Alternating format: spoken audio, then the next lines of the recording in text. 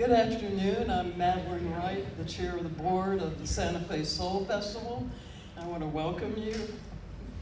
And first of all, I'd like to thank the Railyard Performance Center and Elise Gent for making this space available to us. I'd like to thank the board of the Santa Fe Soul Festival, Marilyn Hill,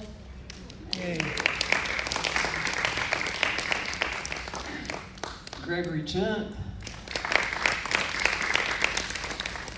Aaron Payne, and Laura Kinsley. So we make all of this look so easy, but it's not. And I want to thank all the volunteers that put the chairs up and brought the water and everything that made this day possible. And I hope all of you are coming tomorrow to the Soul Festival Gospel Concert. It will be the best ever. And I'd like to thank Stephen Wilson of the New Mexico School for the Arts for being our sound person. So today, you're going to, dance has been just a major part of my life. And so the format that we'll have for this afternoon is that each of us will talk about our experience with dance and perhaps even each other, since it's affected us all a little differently. Then we'll have a question and answer period, and then we will teach you, we will do what's called Bust a Move. And all of you are very well qualified to do that, and we're going to teach you the move that you will be busting. Okay? And we'll do it across the diaspora from Africa, the Caribbean, and America. So Professor Shani Diouf will begin.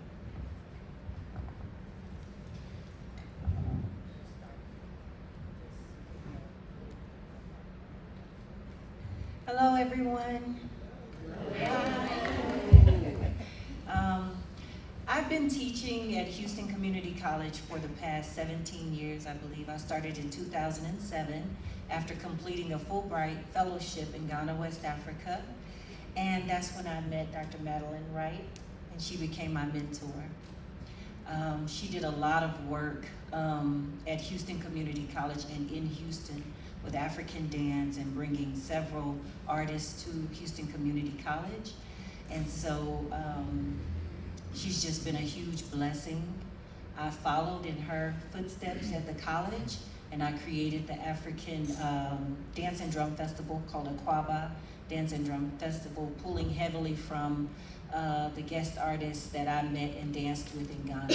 So they came, but we also had artists from Senegal, from Ghana, of course, from Cuba, from Brazil, from Guinea, from Cote d'Ivoire.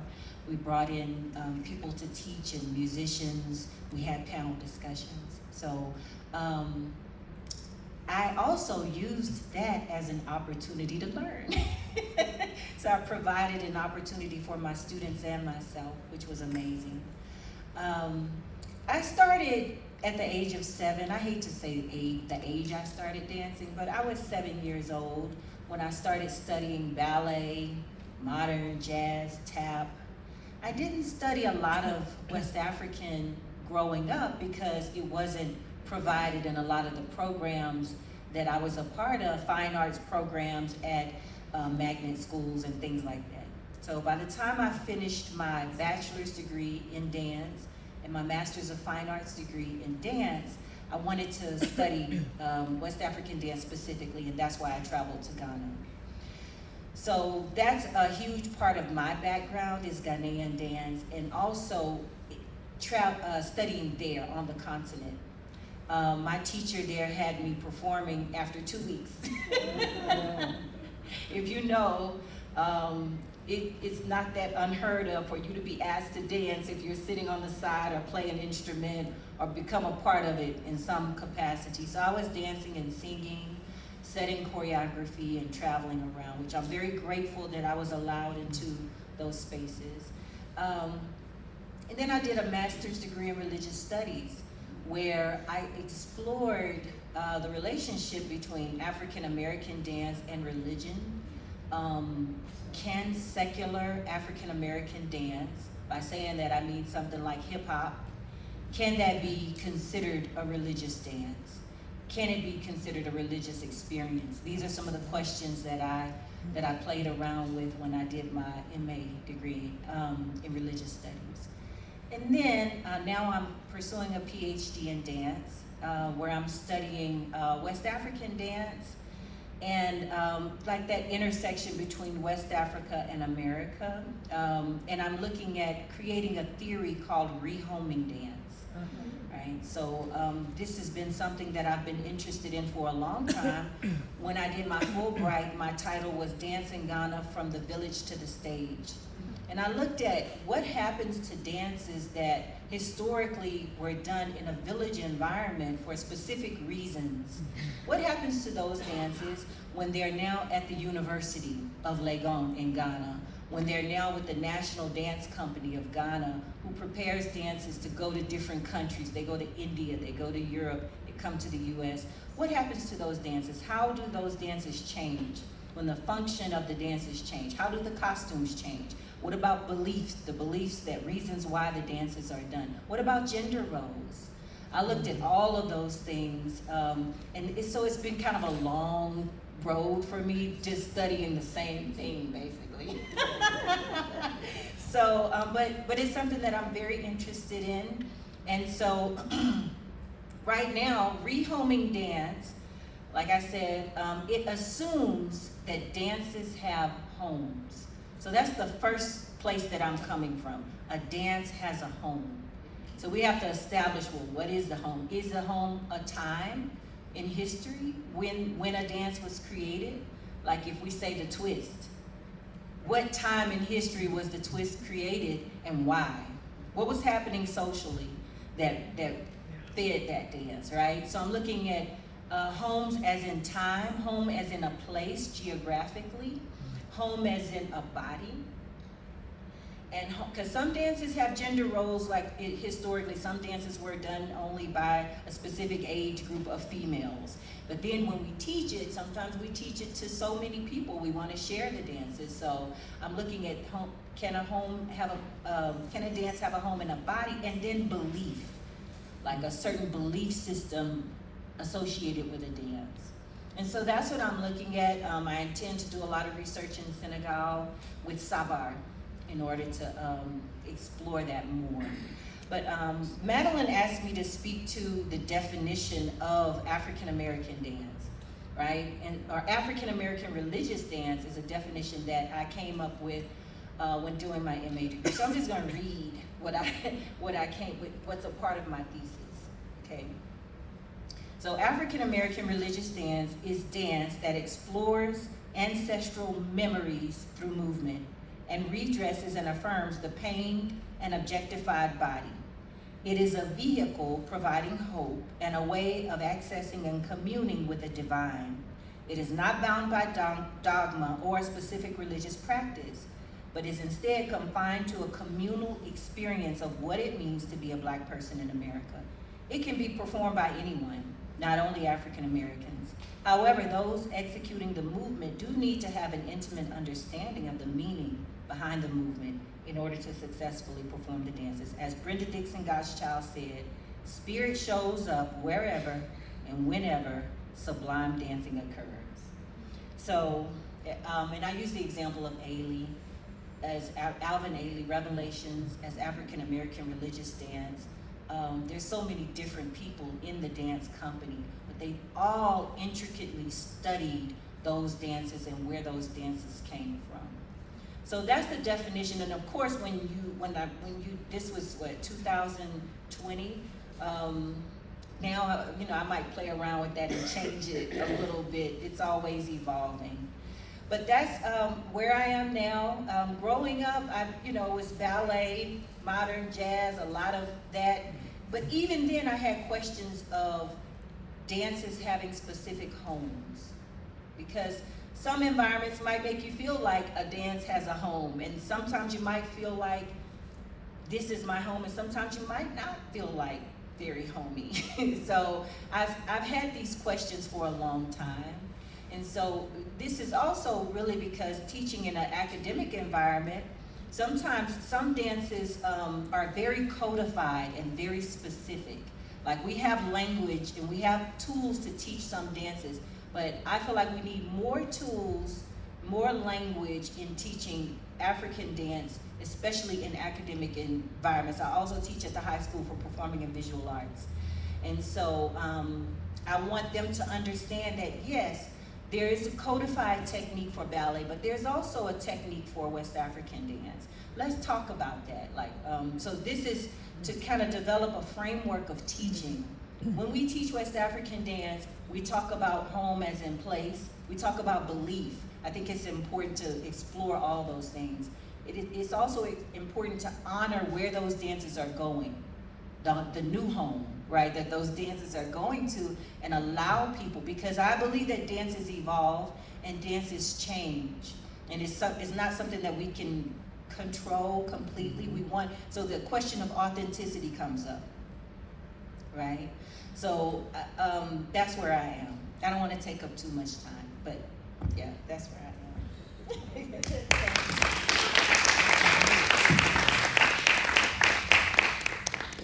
Okay.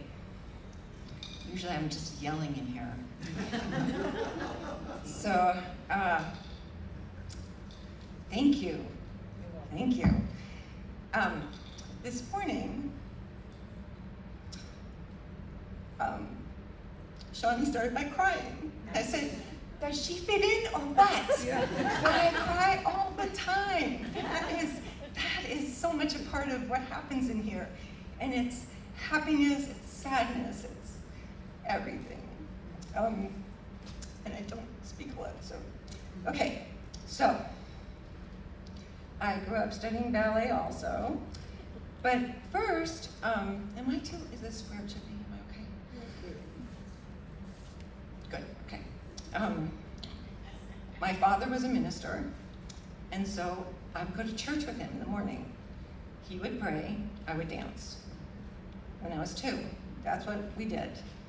And we lived in the rectory that was the actual building of the church in New York City. And the organ pipes went up through my bedroom, so that was my lullaby at night. And, but then I started studying ballet and loved it. And I went to the School of American Ballet and Joffrey, took 6 dance classes a week, and then it wasn't right. I wasn't the right size. And so I stopped, and I didn't know what to do, and so I studied modern dance. And this morning when I was thinking about it, all of these things, because I went to Merce Cunningham, so anyone who knows anything about Merce Cunningham, you're counting to save your life, because the music might have absolutely nothing to do with the dance. And when you perform, I didn't perform with them, but when you perform, the day of the performance, the dancers got together, the musicians got together, the set came in, and the costumes. Not until that day. And you were counting to save your life. So that was how I danced, like with ballet, and then I went to Bennington and got a degree in modern dance. And then I moved here because I knew that I couldn't afford to live in New York City. And I found this dance class that was like nothing I'd ever seen.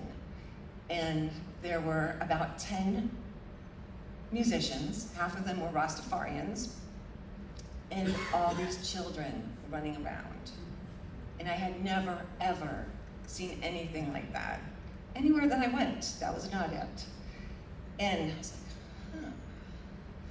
And then, you can tell I don't speak. My husband started drumming for a class with a woman named Ann Bach. And she had an amazing, amazing, world-class percussionist. And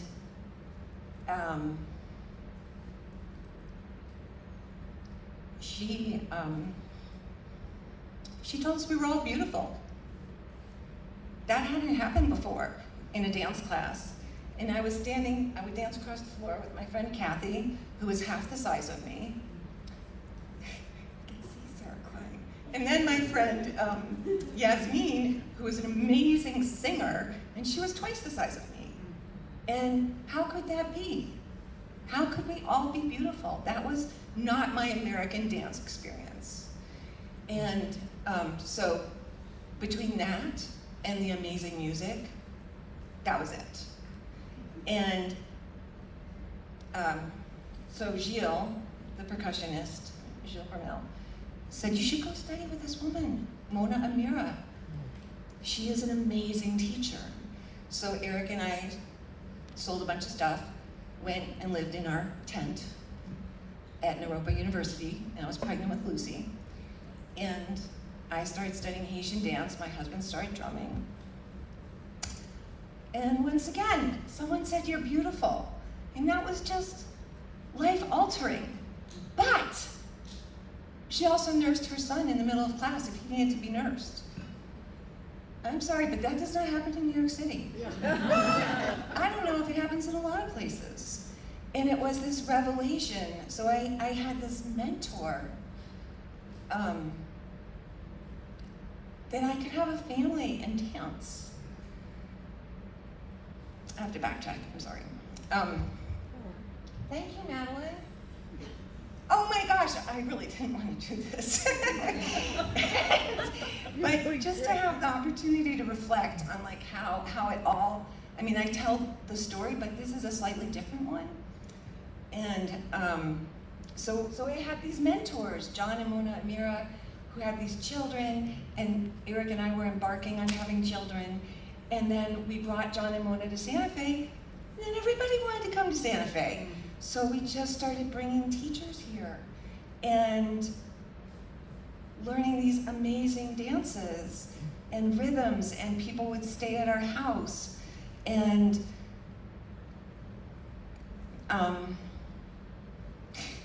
Fred came once and stayed for a few days. He's one of our main drummers, and he has been with us for a very long time.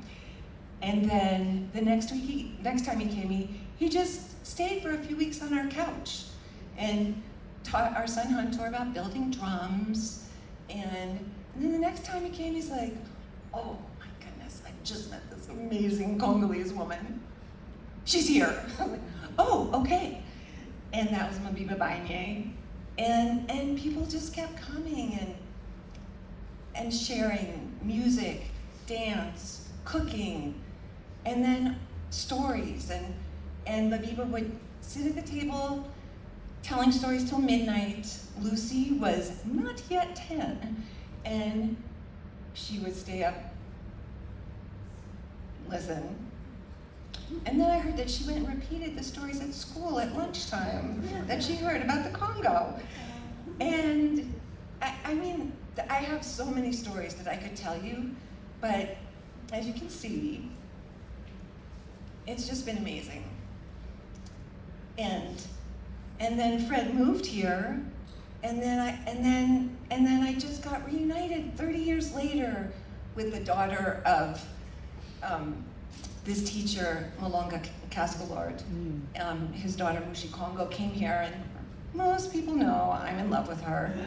She is just an amazing teacher. And I was just with her in California, and we talked about intention and how sometimes she can't teach some places because it's just too much energy to shift in some places. And that's just how it is. It's not a judgment, but it's like, no, I can't go teach there. So I'm just going to tell you this other piece, and then I will gladly give the microphone to Madeleine. But with the intention, when I first started with Mona, I danced with her every day for a month. And at the end, she said, you can teach what you know. And she taught me a salute that was to the spirits of the drums, that we always do. And that was the beginning. And then my teacher, Kaylin Tutrees, gave me a gift of a water ritual of clearing what you don't need before you come into a space, and then giving thanks. And all these things I've just, been doing over and over and over for the last 39 years.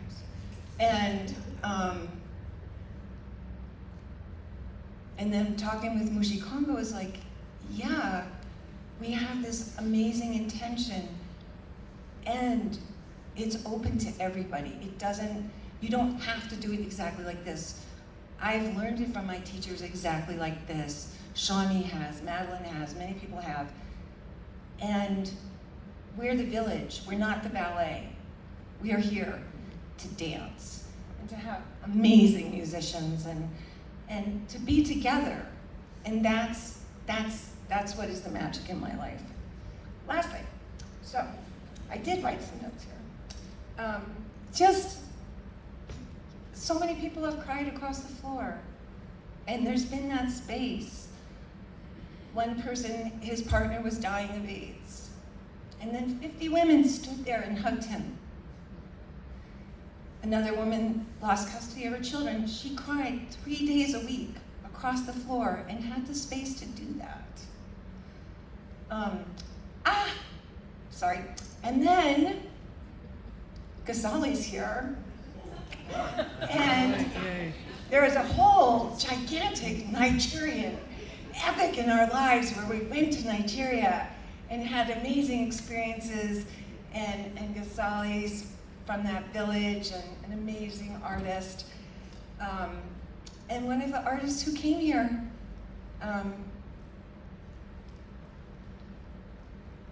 first her daughter died when she was here, and then she died giving childbirth.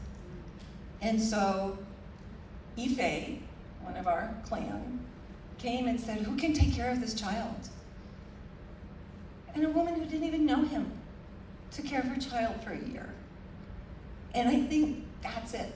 Like showing up when you're needed and being able to do the task. And it's not, we're not all alike, we don't all have the same beliefs, we don't have to do the same thing, but we show up when we can. Okay. Yay.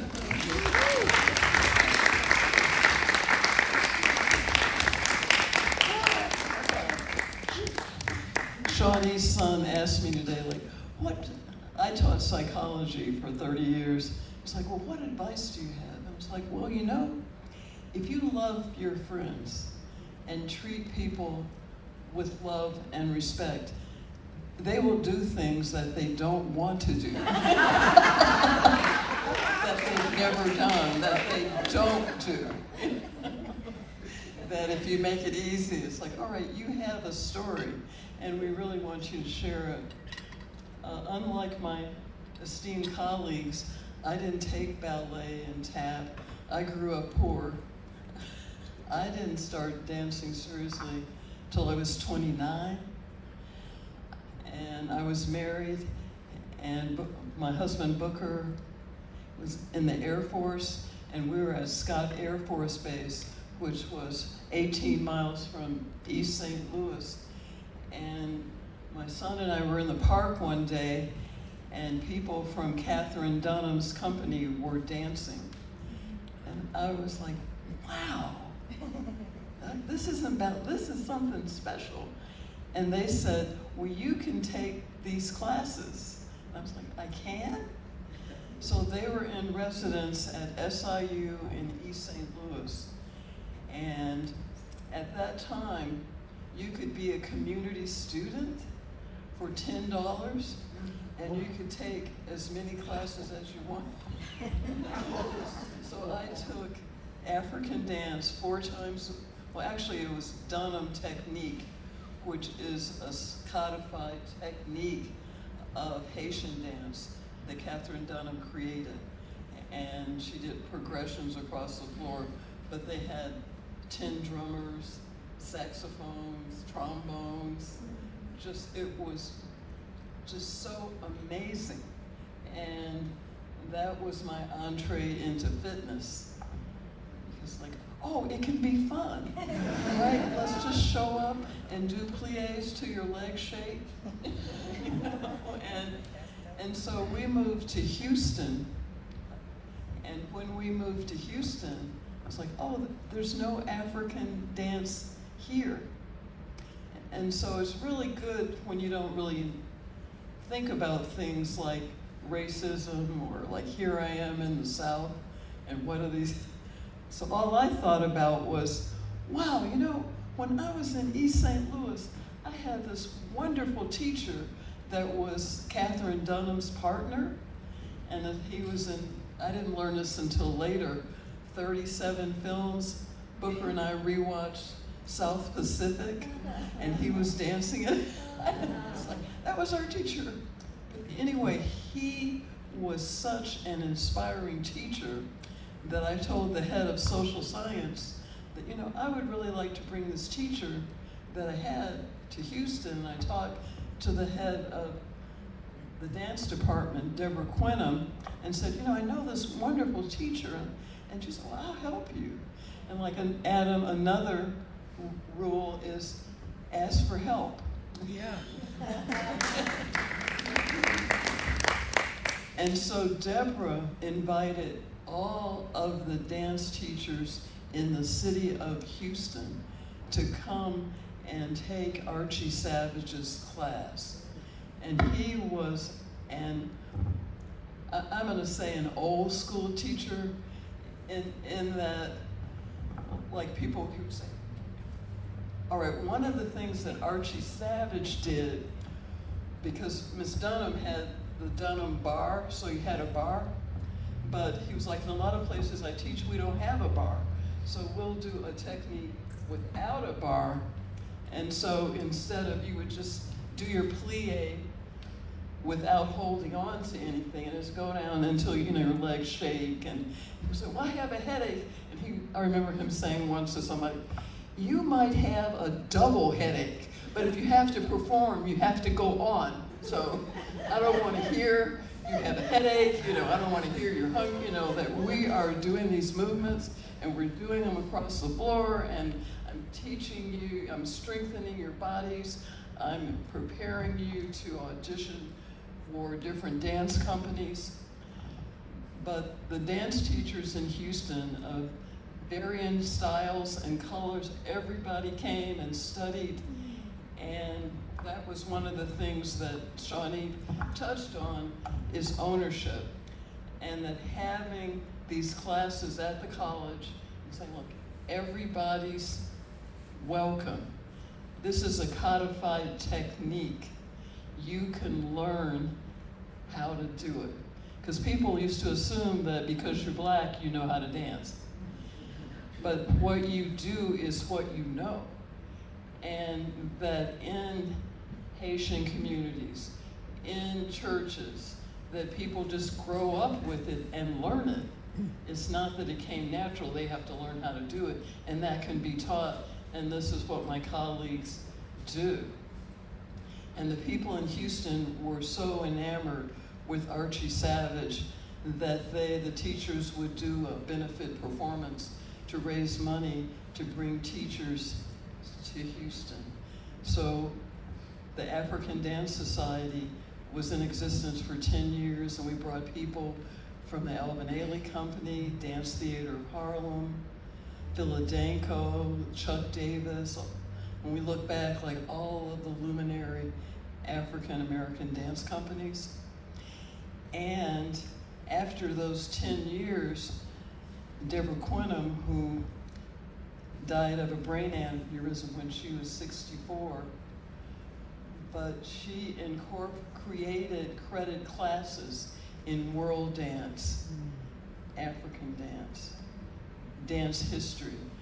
And when we're talking about funny stories, she hired a black African dance teacher, and this teacher's specialty was hula.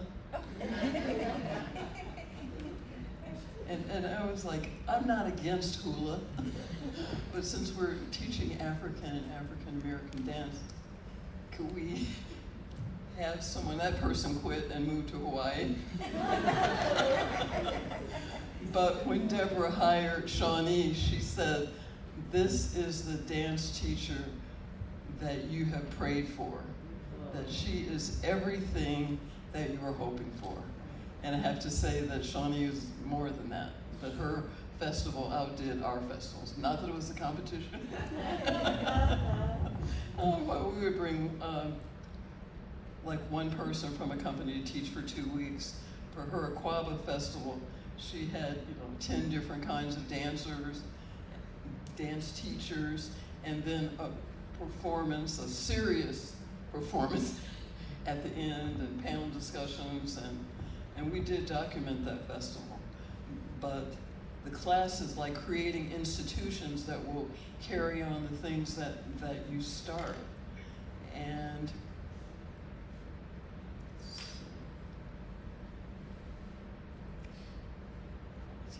so one of the things that makes a difference is, like in so many classes, and you can find this out 10 minutes from being in a class, it's like, are you saying, I'm so glad I came, or are you saying, how can I get out of here? Once I was at Albanelli taking a class, and see, like, dancers can dance, no matter whether the teacher's good or bad. They just do whatever the person says do. And so I was at Albanelli taking a class, and I went back and said, I know what African dance was supposed to be, and that wasn't it. And I want my money back, and do you have anybody here that can do, because communicating with the drums, the music, syncing with the movements, that all of those things are essential parts of African American dance. So now we're going to open up for questions.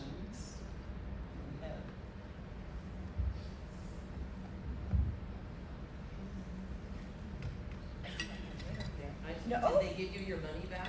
Oh! Did they give you your money back? Oh, they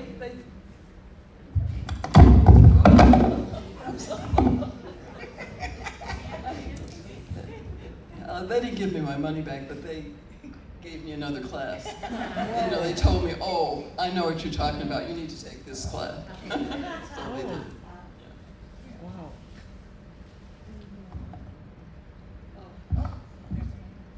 I'm loud. Okay. When are the classes here? Kim, you can be the mic person. When are the classes here? What days and how much do they cost and how long are they and so forth? The classes here in this space. This is my, hello? Yes. Okay. This is my studio, and I'm glad you asked that, because one of the things that I thought of this morning is that my husband made this space for me 25 years ago, because we needed a space. We had to move out of our old space. And there were several people who helped to make this floor as beautiful as it is. And it took him 9 months. And I thought, well, that totally makes sense that it took 9 months. Yeah. He gave birth to this amazing, beautiful space. And we had this space that was so dark, and I was crying my eyes out. Well, that doesn't take much. But I was crying my eyes out about leaving it. And I thought, oh, we'll never have everything as nice. And this is so much better. Yeah. And yes, so thank you, Erin, for making that. We have, I teach Haitian, Congolese, and West African on Mondays and Saturdays. Soriba Fovana teaches West African from Guinea on Wednesday nights at 6:30. And Fred teaches drumming on Monday nights at 5. And they're all about $20 for an hour and a half.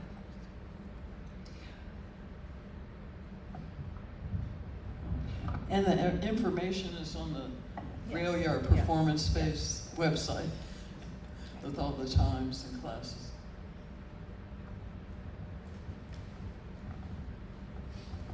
For historical record keeping, have you pursued lava notation and creating a consolidation of the history by score?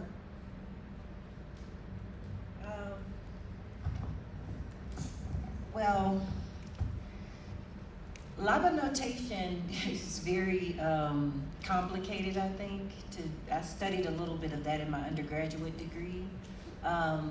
There's also a scholar by the name of Doris Green who studied Ghanaian dance, and she wrote a book, and I think she created a notation style that may have been more specific to West African dance, and I don't want to quote it the wrong name of it, but the act of writing down symbols to document movements in order to remember them I think is a little bit different, specifically with West African dance, where a lot of the transmission is oral, and then what I've noticed is kind of passed down, like you might study with a teacher. But then also we have YouTube and we got cameras, and a lot of people are just recording things. So now as far as historical and archiving, I think that Madeleine has done an amazing job with documenting and just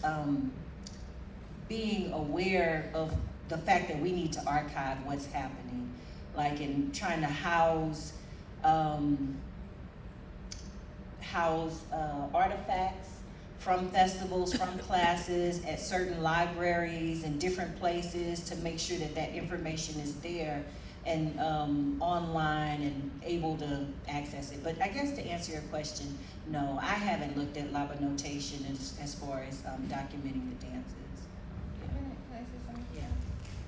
Yeah. I also think that I just have my experience of my class, and at every single class there are different genres.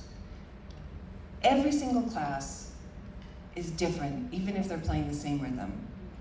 And Shani was talking about the spirit, and that I don't think that enters Lava notation.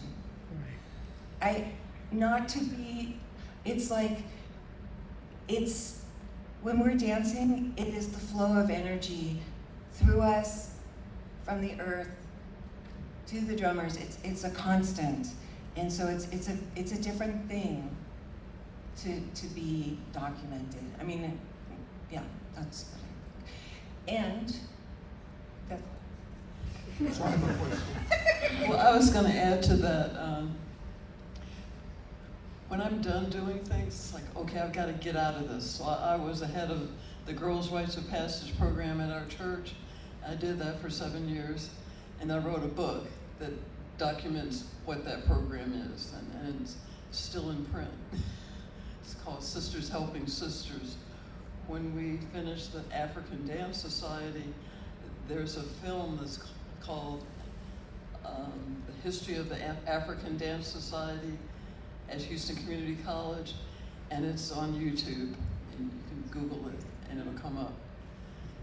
And with the Soul Festival, we will create an archive at the History Museum with the things that we've done and the story and the effects that it's had on people and the changes that have come about in Santa Fe. Other questions? Yes. Madeleine mentioned synchronization or communication between the dancer and the drummers or musicians. So my question is does the drummer dictate or communicate to the dancer the moves and the rhythm, or does the dancer communicate to the drummer how the dancer wants to change the rhythm or the movement? Or is it like jazz and it's all improvisation? How does that work? Wow, that's a really good question. Actually, thank you for that question. That's a big part of what I was researching also, because sometimes it can change with, when you look at dances that are historically done for specific social reasons, and now we might be performing it or learning it in a class, it changes that dynamic.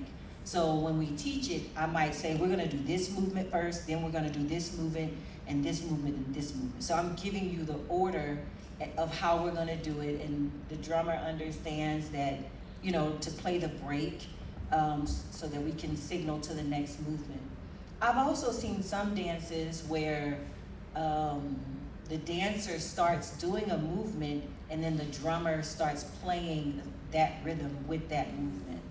Or, like in Fume Fume in Ghana, the drummer plays bop, bop, bop, bop, bop, bop, bop, bop, bop, bop, bop, bop, and then it's like a communication. That's like oh, you want me to do that movement. So it is definitely, like as a blanket answer, it's communication. It's like a conversation.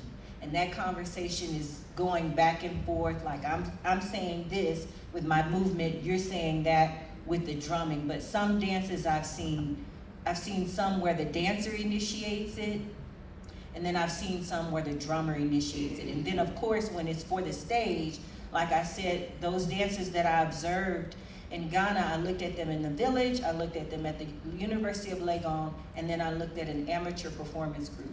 Specifically, choreographing dances to be performed is a little different. So we're saying, this is how we're gonna do it, and drummers, this is how you're gonna do it. So it's not as natural, or, you know. For persons who have grown up in an African community and seen dancing and drumming, or grown up experiencing it, do they get a different sense of the meaning of the performance than an American would? In other words, does a dance tell a story that is obvious to those who have grown up in that culture? And are we missing part of it because we can only appreciate, let's say, the music or the movement? Do y'all want me to answer, or I don't wanna answer all the questions. Oh, is that? What is the answer? Okay. I mean, I think everybody experiences things very differently. And what I wanted to add to answer your question is that a lot of these, like the Haitian dances, come from traditional ritual that is only shared, this much of the dance is shared. But that's so different from a class. Like a ritual could go on for a night, or a day and a night, or a week. But in any case, it's the communication, it's the ongoing communication between the dancers, the drummers, and the improvisation of whether it's spirit or how you're dancing that day. But there is, like in so many cultures, like the Native American cultures here, where people grow up dancing next to their moms and their grandmothers or their dads. And I was trying to think about ritual and how important that is in many settings. And my teacher, Kaylin Tutries, who taught me the water, which comes from Congo, said, we do ritual to remember. And each time you step on the floor, when you're dancing, you're praying. So I really didn't answer your question, but that was what I want to say. Yeah. Does anyone else have an urgent question? Because we're going to move on. Well, I'm going to share one story, a short story. Yeah, I had a question, I guess, kind of what we've been talking about, but in terms of like codifying, like I feel like there's this, in my mind, there's like codifying, like being able to put something into words, and then the words are something that you can share and it's a tool, and then there's also the fact that like, because there's this like not quite, and it's not describable because we don't have the words to describe it, but like relationship between the drummers and the dancers and the drums, that like I've had teachers who are like, okay, so it goes ka ka ka ka ka ka ka ka, and you're like, and for me in my brain I'm like, yeah, but it doesn't, it's different when you say the ka part versus like you just hear it. Like, I feel like it's hard. I'm like, I guess, the question, yeah, okay.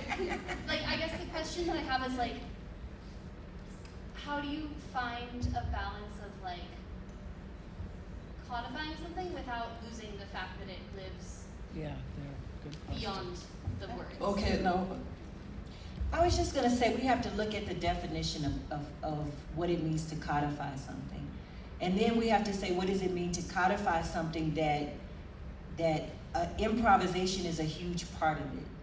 So for me, that is a part of the codified technique. Where I have issues is when people say there is no technique.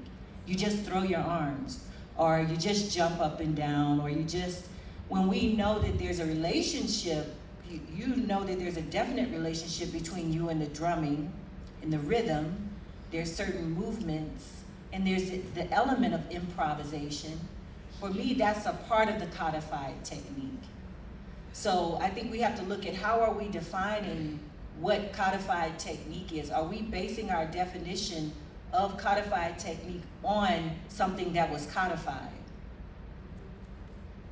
For example, are we basing our definition of a codified technique on ballet? And we say that in order for something to be codified, it has to somehow exist within this framework. Or can we look at what it means to codify something that may not exist within the same framework? And that's a part of what I'm trying to do, is come up with that language and the resources to teach it to students so that they can understand that. okay, I'm gonna tell one little story, and then we're gonna teach you, we're gonna bust a move, right? And then you can codify it when you get home. I was in Salvador Bahia, and I went to a traditional ceremony in Candomblé, and it was very much like a black church. They had, you know, the parking lot attendants, they had the ushers, and one of the guests was Gandhi's grandson, and they did, the drumming was ritualistic, and certain people are dancing in a circle, and they're repeating, and they're going back and forth to the drums, and Gandhi's son could not dance. He was a good sport. He was a guest. He was in there moving to the best of his ability, and he was slain by the Spirit. And then he could dance. Yeah, that's true. And in the ritual, they do, you know, they continue the thing, and they have people that are called ikeche, that take care of the people that are possessed. And some of the other people that weren't even in the circle, that just came to the service, would have that same experience, that they would just be taken over by the Spirit. So that these dances, like, we're doing them for exercise, we're honoring the traditions of the dance, but there's a spiritual and there is a spiritual element that has sometimes happened in class, but that's one more thing. So we'll have to have continuing education on all of this, and we're gonna go to the next step. And we're going through the African diaspora, means where African people have been taken around the world. So we're going to begin, Shani's going to teach an African move. Elise is going to teach a Haitian move. And I'm going to teach you a black church move.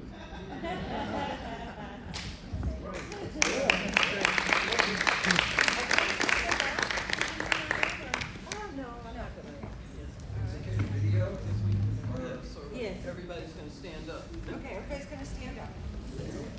I think I'll just slide You can this just back. stand in front of your chair. Get up, Aaron.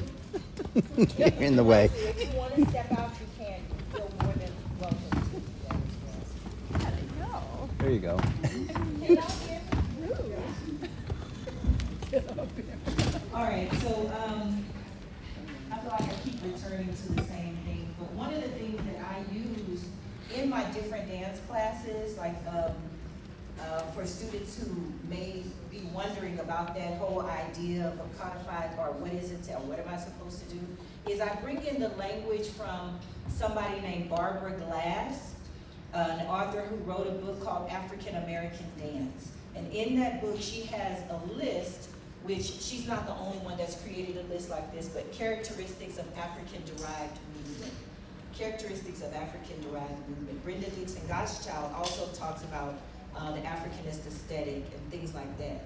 So I talk about orientation to the earth. I talk about importance of rhythm, importance of community, call and response, and things like that. So today, we're gonna play around with a little bit of call and response and rhythm. And I have my musicians here, Seba and Adam. So we're gonna play around with a dance called Pacha. It's spelled K-P-A-T-S-A, and it's from Ghana. So we're gonna first do a little call and response. So if you can play the bell rhythm for Pacha.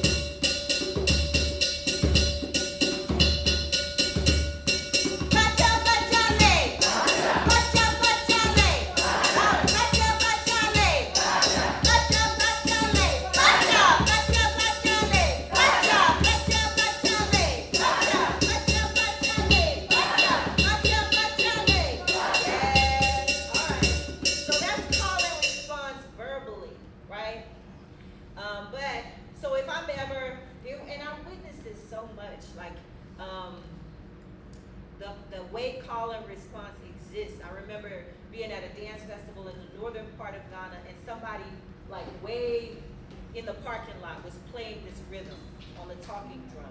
And I was having a conversation with my teacher, and somebody's playing this talking drum loud over there, and all of a sudden my teacher just stopped and just broke out dancing. Mm-hmm. The person was calling him with that rhythm. That person knew him way in the parking lot and was playing a rhythm and called him, and he couldn't even finish his conversation, and he responded. Now we having a full dance off in this area where we were eating.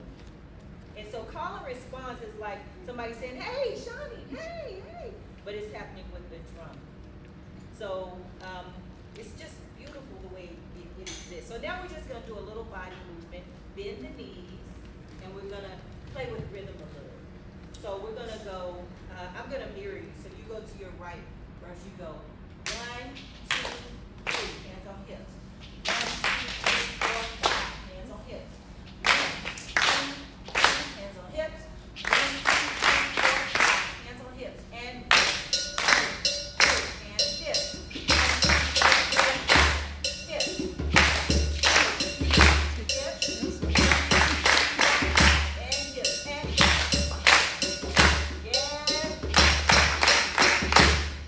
Get down low. Orientation to the earth.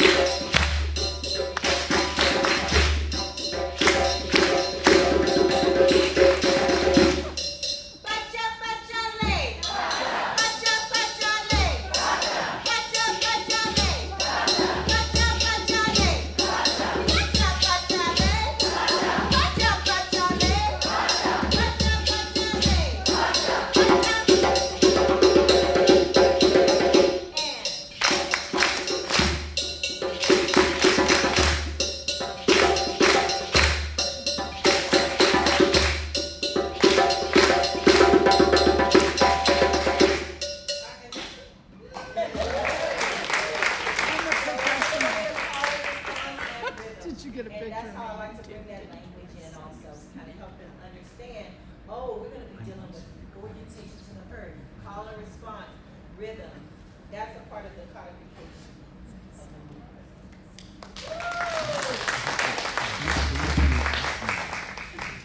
One thing that I wanted to bring up, that in America, dance is performative.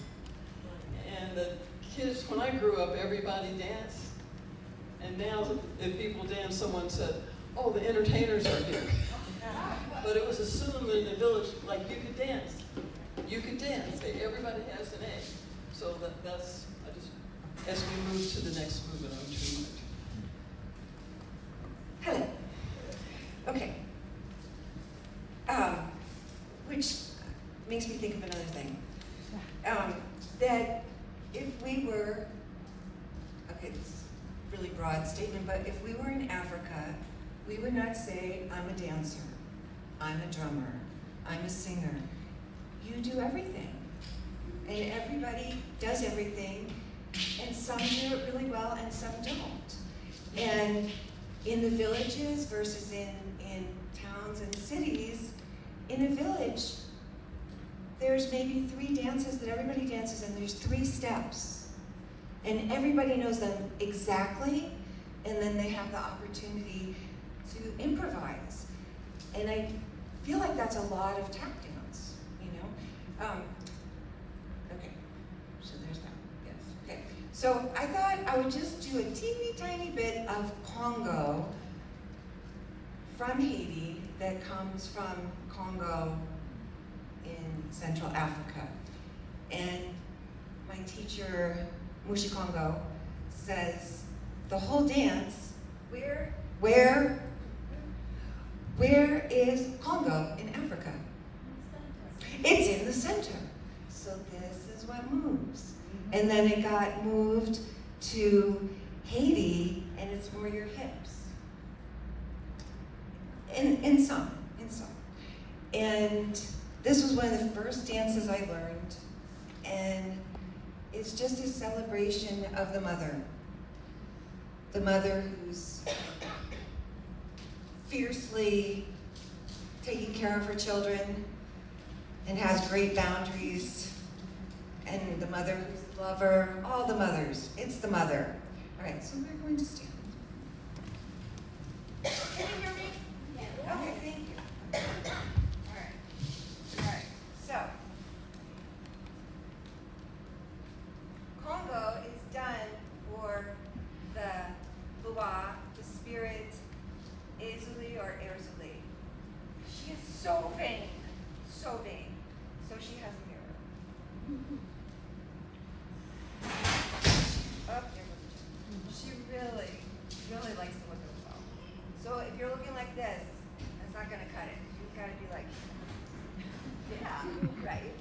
All right, so you're gonna mirror me, and you're just gonna step right. Okay, let's all put your right hand up. Good, very good. All right, so we're just gonna step. Now we're going the other way. To the right. You're like, other way. Ready? And look, you're already moving your hips. I didn't even ask you to bring it so quickly. All right, and then here we are. We have both hands. We're just like, we're gonna go like this. You're gonna go with your body. You're like, yeah. Yeah. And now I'm gonna face this way because it'll be a little easier.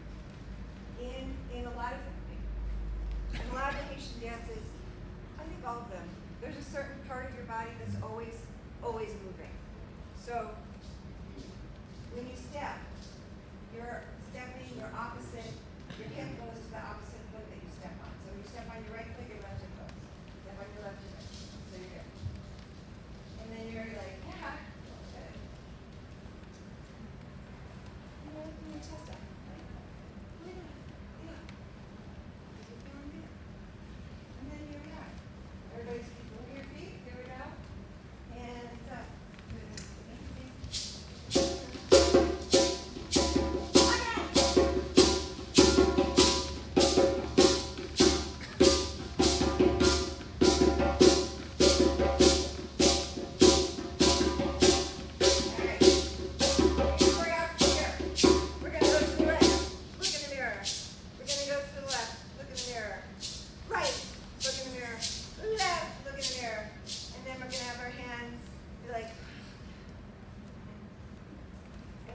cross your arms, bring them up. You're gonna turn around. Okay, you got it? I'm gonna mirror you. I know you got it. If you're not smiling, start again. 5, 6, 7, 8. Other way, still smiling. Other way. Yeah. Here we go. Other way. Here we go. Turn this up. Doing good. Turn if you want to. Okay. Last thing. These dances come from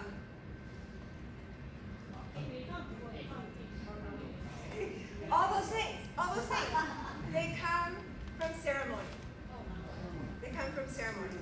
And so it is a very positive thing to be possessed if you have gone to a ceremony in Haiti. Perhaps other places it isn't, but that's kind of the goal for some people, all right? So for me, I like to turn really fast. I like to move my head just to let all the stuff go. Let it go so that you can just, I always feel better after I dance. It's not sometimes, like 50% of the time. Always. So I'm going to show you something. So here I am.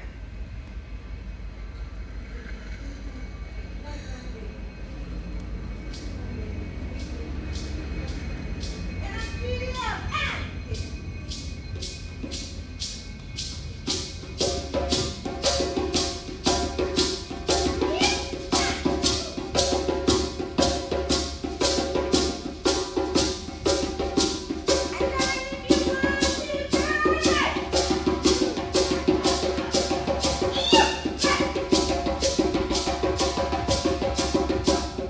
Okay. So you turn the way you want to turn. If you don't want to turn, that's fine. Here we go. Slow, fast. Turn. Okay. Got it.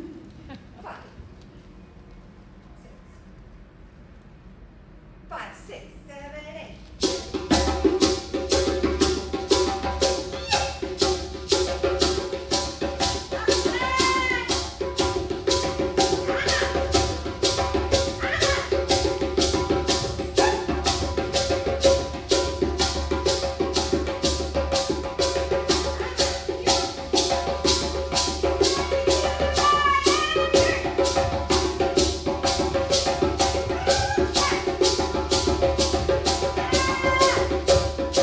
Thank you.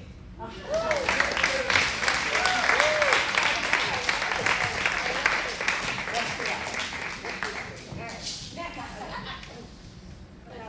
right. Now we're coming to America. For many years, and there's a documentary on the Black church, and it talks about the fact that African Americans were conditioned to be civilized and not use those movements that were African or Haitian, that was taboo. Now we know of the mind-body connection and that movement relieves stress. And when Aretha Franklin was at a very low point in her life, she got together with James Cleveland, who was the minister of music, and they created the albums that sold more than any of her other albums, Amazing Grace. And one of the songs in there focuses on movement that was related to the ring shout. So you're going to stand back up, and this is going to be uncodified. And so the movement for this music is fast. So what I want you to do now is just relax.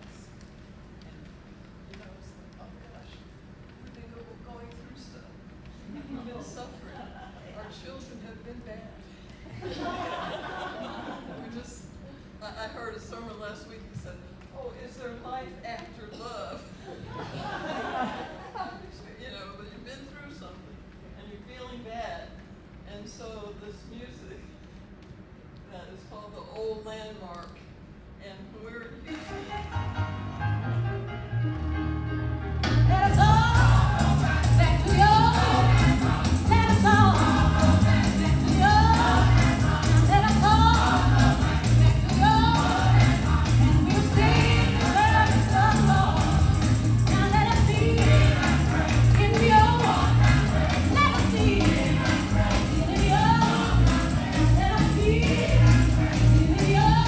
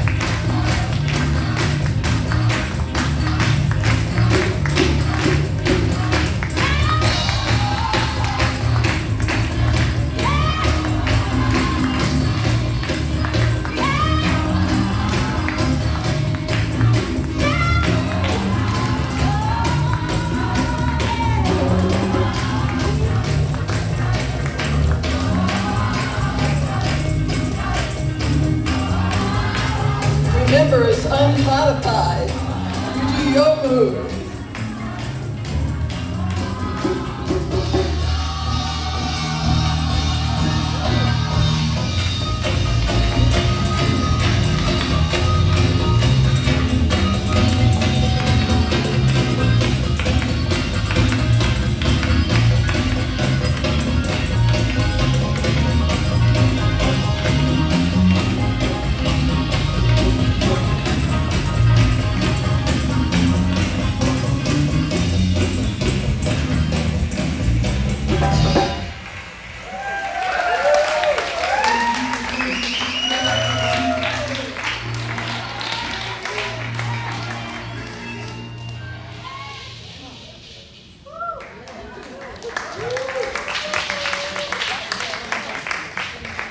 Thank you so much for coming, and we hope we exceeded your expectations and that you learned something.